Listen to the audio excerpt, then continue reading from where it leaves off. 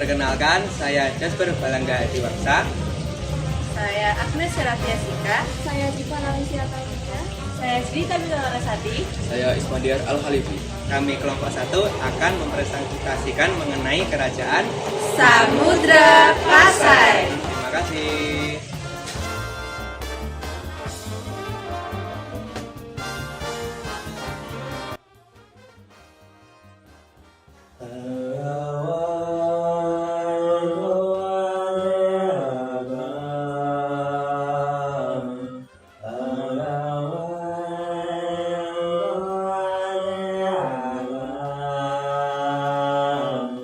Bersama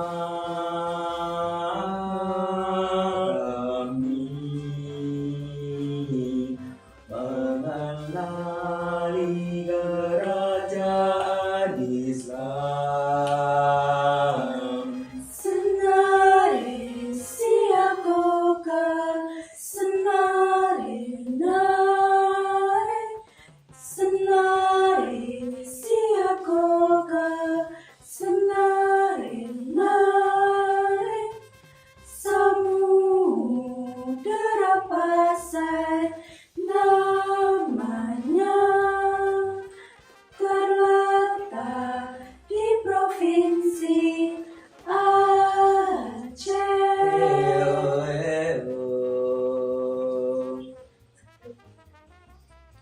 Samina mina waka waka samina mina Samudra Pasai. Bersama kami kelompok 1 mempelajari sejarah singkatnya. Kamu pasti bisa, jangan ragu, kita mulai saja. Kelompok 1, GWUDGOB. Good job, good job, good job, good job, good job, good job, mari Kita Belajar sejarah Kerajaan Samudra Pasai.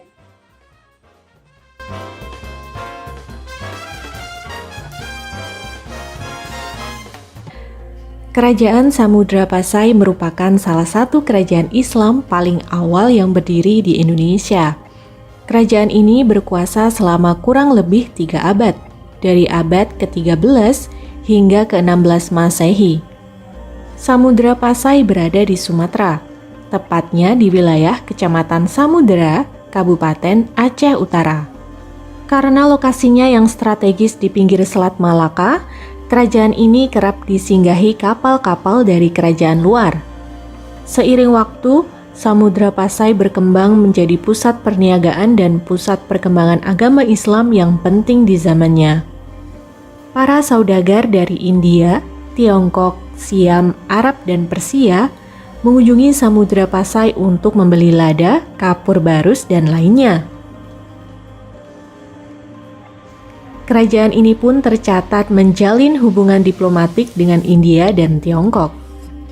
Keberadaan Samudra Pasai direkam melalui catatan kunjungan pengembara seperti Ibnu Battuta dan Marco Polo, serta peninggalan makam raja-raja.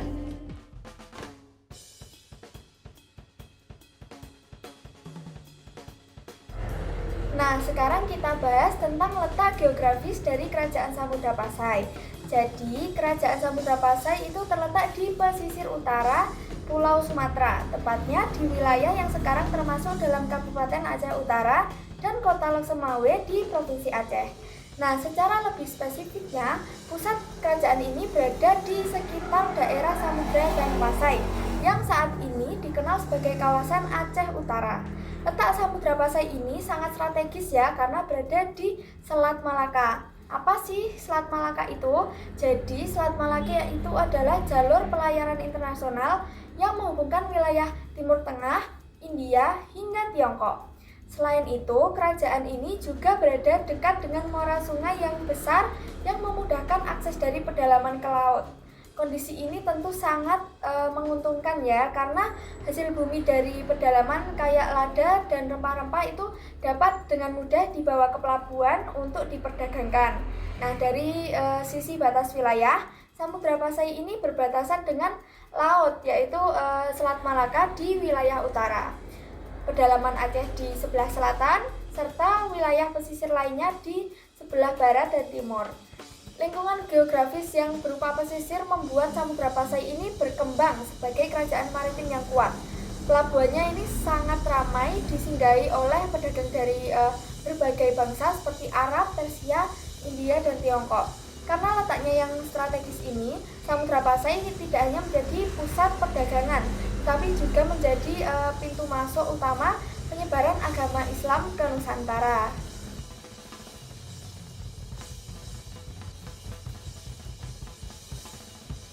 Samudra Pasai juga memiliki beberapa sumber sejarah.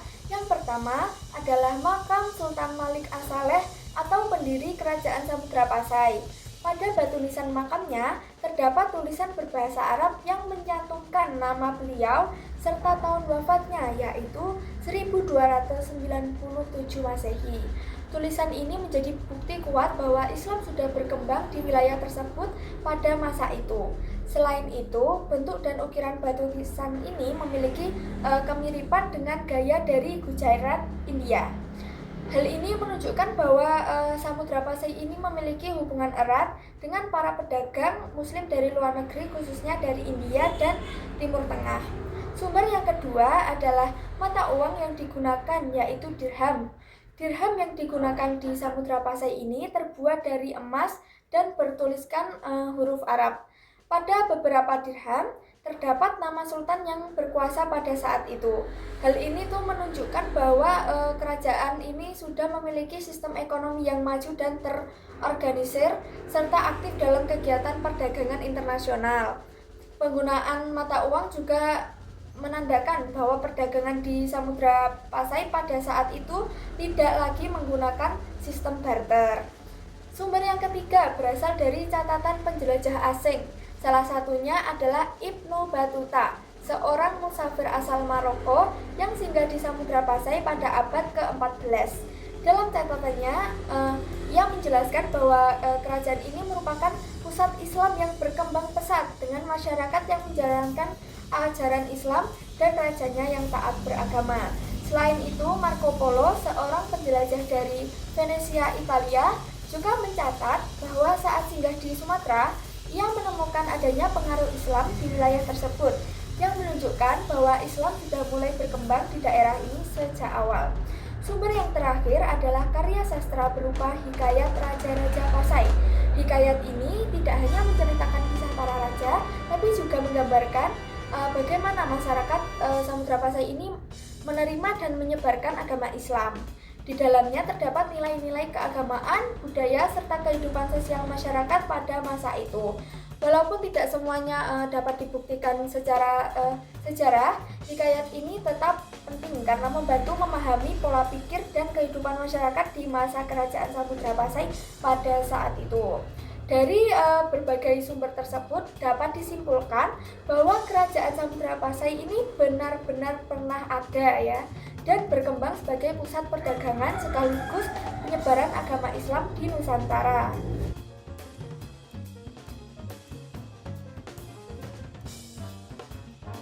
Oke, pada kesempatan kali ini kita akan membahas kehidupan ekonomi Kerajaan Samudra Pasai. Teman-teman, seperti yang sudah kalian dengar di awal tadi, bahwa Kerajaan Samudra Pasai ini terletak di jalur perdagangan dunia. Sehingga apa? Sehingga menarik banyak pedagang dari luar sana, dari Tiongkok, dari Arab, dari Persia, banyak lagi. Tapi itu semua tuh enggak 100% nentuin kejayaan ekonominya Samudra Pasai. Ada banyak sekali faktornya, teman-teman. Nah, faktor yang pertama adalah jaminan perdagangan oleh Sultan Malik As-Saleh. Jadi Sultan ini pintar banget. Dia itu menerapkan kalian harus berpatroli ya di sekitar laut supaya pedagang-pedagang tersebut aman dari bajak laut. Dan yaps, akhirnya pedagang-pedagangnya itu aman deh, betah berdagang di Kerajaan Samudra Pasai. Nah, yang kedua nih faktornya adalah komoditas yang ditawarkan oleh kerajaan Samudra Pasai ini nggak main-main. Sangat laku di pasar internasional. Apa coba? Lada, kapur barus, kayu gaharu. Terus yang terakhir di sektor pertambangan ada emas. Dan saking gilanya ekspornya Samudra Pasai ya guys ya, mereka mengekspor 8.000 sampai 10.000 bahar lada. Bahar itu kayak satuan ya teman-teman. Satu bahar itu kayak sekitar berapa ya? Pokok kalau di total itu ada 2 juta lada. Wah, banyak banget ya. Oke, selain itu, yang ketiga nih, mereka punya alat mata uang yang sah. Jadi kerajaan Samudra Pasai ini bukan salah satu lagi, malah yang tertua di Nusantara dalam kerajaan yang pertama kali memakai mata uang sebagai transaksi pembayaran. Mata uangnya itu berupa dirham teman-teman. Kayak bentuknya kayak gini, nanti ada gambarnya kok di sini. Nah, itu tuh fun fact-nya 70%-nya itu dari emas. Gila, saking melimpahnya emas di Samudra Pasai ya. 70%-nya mata uangnya itu berupa emas. Wow. Terus lagi yang keempat, yang terakhirnya, ini rajanya atau sultannya ini sangat pintar sekali. Juga memperlakukan pajak. Jadi setiap para pedagang yang berlabuh ke kerajaan Samudra Pasai itu dikenakan pajak. Dan ini beda-beda, ada kategorinya. Kalau yang regional itu sebesar 5%. Kalau yang dari macam negara kayak tadi Tiongkok, Arab, Persia tadi itu sebesar 6%. Jadi uang-uangnya tersebut semakin banyak yang masuk ekspor, pajak, banyak kan. Tapi uang-uang itu nggak cuma masuk ke kantongnya sultan, itu juga diolah lagi jadi kayak buat gudang logistik, terus juga untuk biaya armada lautnya itu, terus juga disalurkan ke pendidikan dakwah Islam. Jadi keren banget ya teman-teman.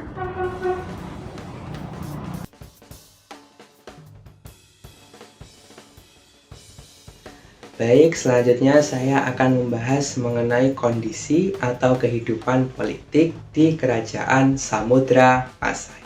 Tapi mungkin kalian bingung nih, yang betul Kerajaan atau Kesultanan Samudra Pasai. Kedua istilah itu sama-sama betul, yang membedakan hanyalah sifatnya saja, tingkat kespesifikannya saja. Kerajaan itu bersifat lebih umum atau lebih general. Sedangkan kesultanan itu lebih spesifik atau khusus. Spesifik yang dimaksudkan adalah dapat diartikan kesultanan itu merupakan kerajaan yang bercorak Islam, di mana kerajaan tersebut dipimpin oleh seorang sultan. Jadi kita boleh mengatakan kerajaan Samudra Pasai bisa, kesultanan Samudra Pasai juga bisa. Namun demikian, jika kita ingin lebih spesifik, maka kita katakan kesultanan Samudra Pasai. Oke, jangan bingung lagi.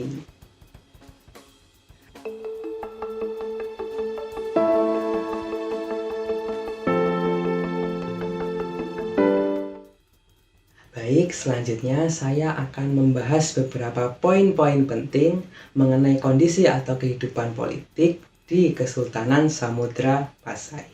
Yang pertama mengenai dasar pemerintahan.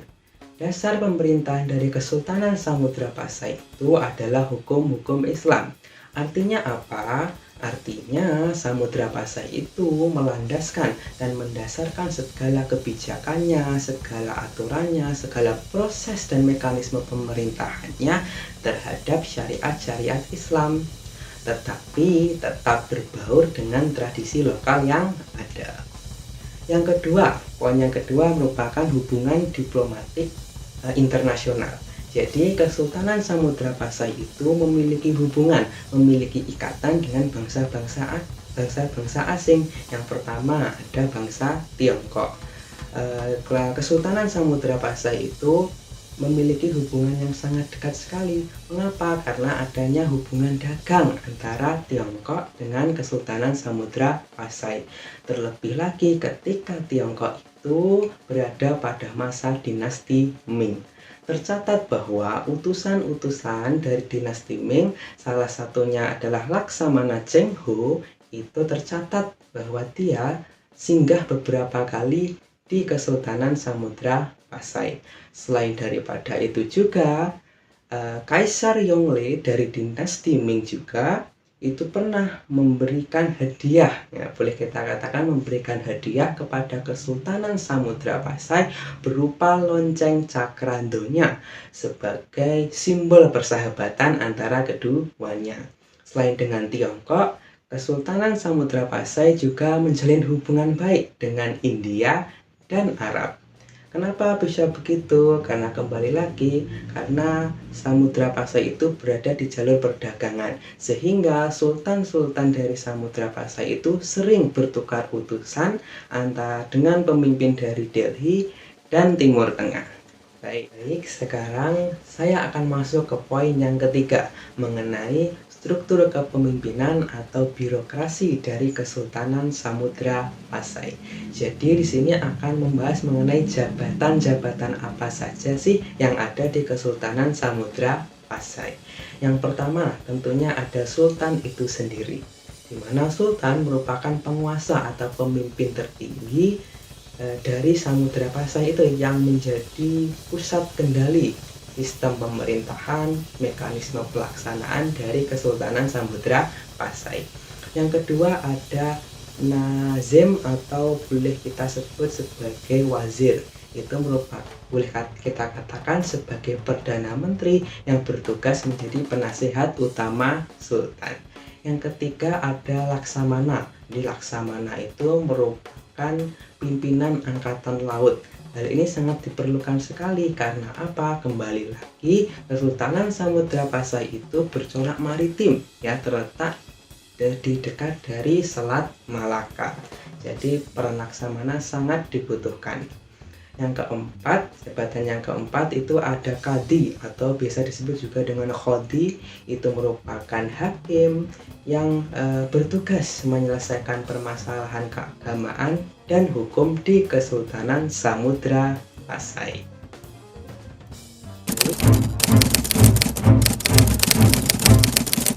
Selanjutnya saya akan membahas mengenai raja-raja dari Kesultanan Samudra Pasai.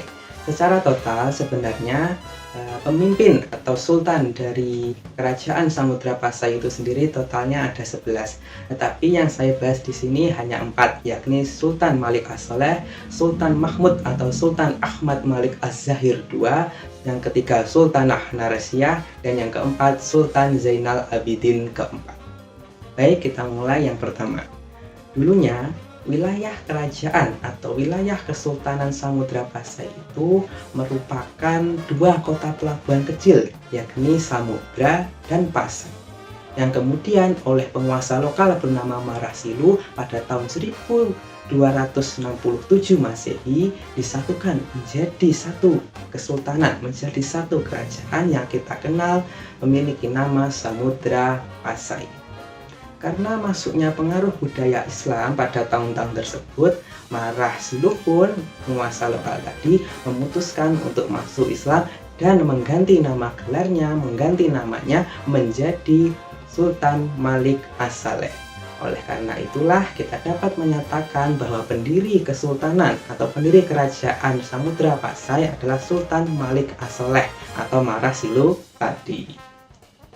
Selanjutnya baik, kita mulai yang kedua, yakni Sultan Ahmad atau yang lebih dikenal sebagai Sultan Mahmud Malik Az-Zahir II.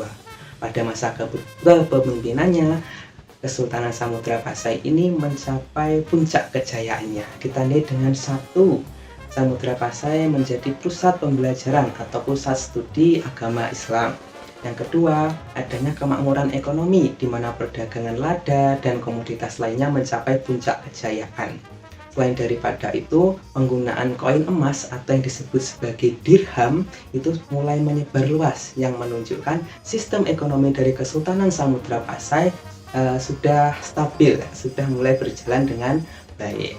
Kemudian selain daripada itu, pada masa puncak kejayaannya, Sultan Ahmad berhasil menjalin hubungan baik dengan bangsa-bangsa asing seperti dinasti Ming dari Tiongkok, kemudian ada dari bangsa India dan bangsa Arab.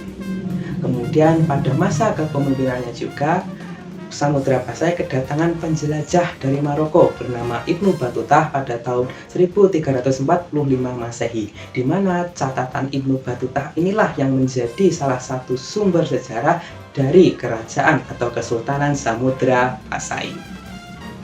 Selanjutnya kita masuk ke pemimpin yang ketiga. Nah, yang saya bahas ini merupakan satu-satunya sultan perempuan dari Samudra Pasai yang bernama Sultanah Nahrasyah, di mana Sultanah Nahrasyah ini berhasil membawa kembali Kesultanan Samudra Pasai dalam kondisi yang stabil. Mengapa demikian? Karena sebelum kepemimpinan sebelumnya, sebelum Sultanah Nahrasyah itu, Samudra Pasai hampir diambang kehancuran. Banyak sekali terjadi konflik, terjadi pertikaian dan serangan dari luar seperti serangan dari kerajaan Majapahit. Tapi karena kebijakannya, Sultanah Nahrasyah berhasil membawa Kesultanan Samudra Pasai ke kondisi yang lebih stabil dan lebih baik lagi. Selanjutnya merupakan pemimpin terakhir dari Kesultanan Samudra Pasai, yakni Sultan Zainal Abidin keempat.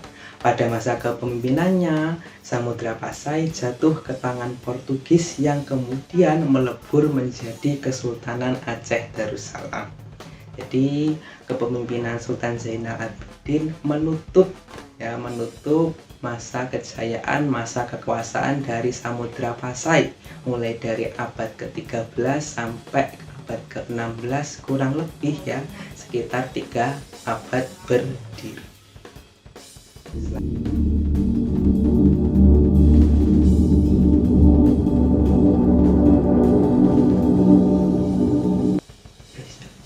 Baik, yang terakhir mengenai pembahasan kondisi politik dari Kerajaan Samudra Pasai adalah mengenai faktor-faktor apa saja yang mengakibatkan mundurnya dan runtuhnya Kesultanan Samudra Pasai. Yang pertama ada faktor internal dari dalam, yakni karena adanya perebutan tahta kekuasaan. Jadi ada pertikaian keluarga kerajaan, di mana hal itu menyebabkan melemahnya pengawasan terhadap wilayah kekuasaan dari Samudra Pasai itu sendiri.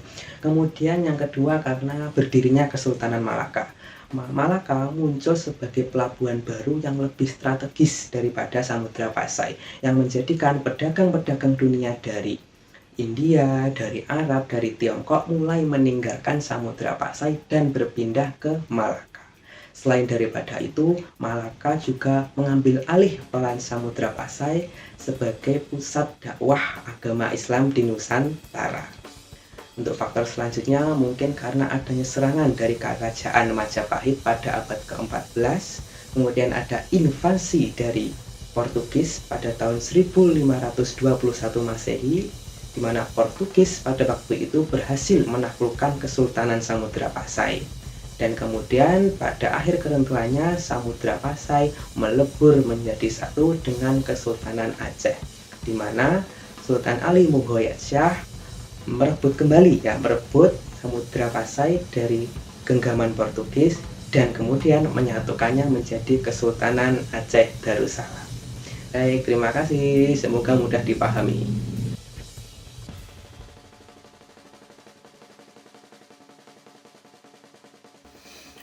Kondisi kehidupan sosial masyarakat Kerajaan Samudra Pasai bersifat kosmopolitan.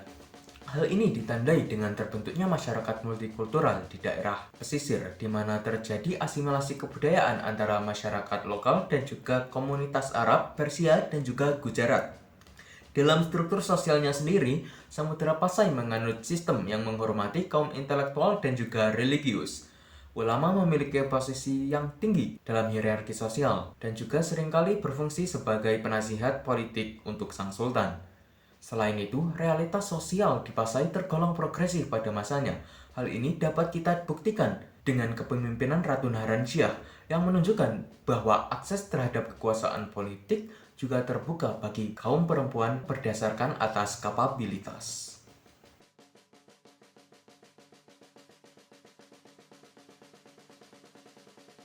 Kehidupan kebudayaan di Kerajaan Samudra Pasai berpusat pada pengembangan ilmu pengetahuannya. Sebagai pusat studi Islam tertua di Asia Tenggara, Pasai menjadi tempat lahirnya tradisi literasi menggunakan aksara Jawi. Bahasa Melayu Pasai kemudian berkembang menjadi lingua franca atau bahasa pengantar diplomatik dan perdagangan di seluruh Nusantara. Warisan budaya juga tercermin pada nisan-nisan kerajaan yang menampilkan akulturasi dan juga seni kaligrafi Arab dengan pengaruh artistik Gujarat, mencerminkan identitas budaya yang kaya dan terbuka.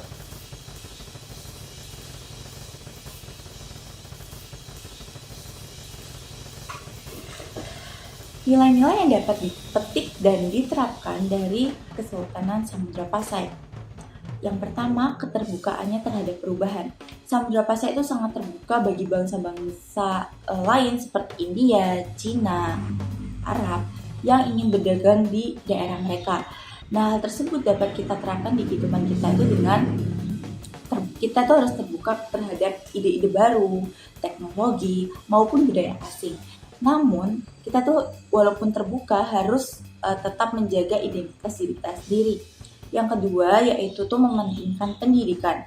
Samudra Pasai pada saat itu tuh menjadi pusat studi Islam dan bahasa terbesar se-Asia Tenggara. Hal tersebut membuktikan bahwa Samudra Pasai itu sangat mementingkan pendidikan. Nah, cara menerapkannya itu kita tuh harus mementingkan pendidikan di kehidupan kita, juga harus menjadikan belajar sebagai gaya hidup kita. Yang berikutnya adalah diplomasi dan relasi. Sultan-sultan di Kesultanan Samudra Pasai itu sangat pintar membangun relasi dan hubungan diplomasi dengan bangsa-bangsa lain. Nah, hal tersebut dapat kita terapkan dengan kita tuh harus pintar, harus bisa membangun relasi yang luas dengan orang lain. Juga kita tuh harus mengasah skill atau kemampuan komunikasi kita. Dan yang terakhir adalah keseimbangan antara spiritual dan material. Kita tahu bahwa Samudra Pasai itu tuh sangat berkembang pesat dalam ekonomi. Mereka tuh sangat kaya, namun mereka tuh menjadikan nilai-nilai agama sebagai fondasi utama kehidupan mereka. Nah, hal tersebut itu bisa kita terapkan dengan walaupun kita tuh mengejar karir, walaupun kita mengejar pendidikan, kita mengejar dunia, kita tuh harus menjadikan nilai-nilai agama sebagai fondasi utama di kehidupan kita agar kita tuh tetap berada di jalan yang benar.